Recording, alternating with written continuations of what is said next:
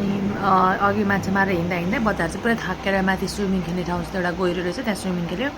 त्यसपछि भोकले बच्चाहरू यस्तो भएछ, चाउचाउहरू आफै खनाउन थाले, प्याक गर्न थाले होइन। अनि बहिनी, म पनि, अनि भाउजू, हामी सबैजना मिलेर चाउचाउहरू गर्न थाल्यौँ। साम्बो भुजा, त्यसपछि रोस्ट लगाएको थियो, रोस्ट खायौँ। त्यसपछि डिउ लगाएको थियो, डिउ खायौँ। बच्चाहरूलाई इन्जोय गर्नु त हो नि, नयाँ साल है 2082 फेरि कहिले भेट्नु नि कहिले नहुने। म कहाँ, बहिनी कहाँ, भाउजू कहाँ, केटाकेटीहरू ठुल्ठुलो हुँदैछन्।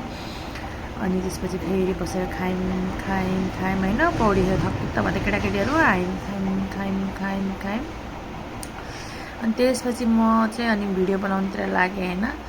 यसो बाजुरा खोलामा पानी छम्दैछ। त्यसपछि फेरि मेरो भाउजू र बहिनी पनि लाएँ। त्यसपछि फेरि हामी तिनजनाको अलिकति नौटङ्गी सुरु भयो, हाँसेर नौटङ्गी। त्यसपछि फेरि डिउ थियो बाँकी, फेरि बच्चाहरूलाई खुवायौँ। रोस्ट थियो बाँकी, फेरि त्यो पनि खायौँ। फेरि बेलुका घर आउने टाइममा खायौँ, टन्न खायौँ, थपी खायौँ। त्यसपछि एकछिन इन्जोय गऱ्यौँ। मेरो बहिनी हाँसिरहेको चाहिँ मुटी, मेरो बहिनी हो। उतापट्टिको टाउकोमा लाउने मेरो छोरी हो। लास्टमा माछा चाहिँ यति मारेर ल्यायौँ है। माछा